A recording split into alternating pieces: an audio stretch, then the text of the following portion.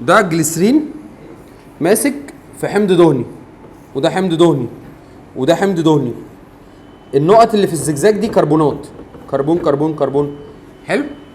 طيب كل ما تزيد العدد ده لو اكتر من 12 يبقى بنقول عليه حمض دهني طويل. اقل من 12 حمض دهني متوسط، اقل من 8 حمض دهني ايه؟ قصير.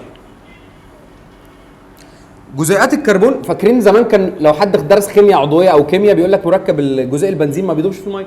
مش الميه والزيت والحاجات دي ما بتدوبش في الميه. ليه؟ لان فيها جزيئات الكربون دي، والجزيئات الكربون ما بتحبش الميه. طيب فلو انا جبت جزيئات الكربون دي كل ما تطول يبقى المركب ده ما بيدوبش في الميه اكتر. فاللونج ده ما بيدوبش في الميه، ده وده بيدوبوا لان عدد جزيئات الكربون قليل فبيدوب في الميه. حلو. طيب خلينا نتكلم بقى، عشان الحاجه اصلا تتهضم وتمتص المفروض تعرف تمشي في الدم بشكل سلس. يعني انا دلوقتي تخيل انا جبت زيت وحطيته على ميه، هيحصل ايه؟ فهو اللونج تشين لما بيخش بيعمل كده، بيفصل يرسب على الجناب. ليه؟ لان هو ما بيعرفش يمشي في الميه كويس، مش هيتخلط مع الميه فهيرسب.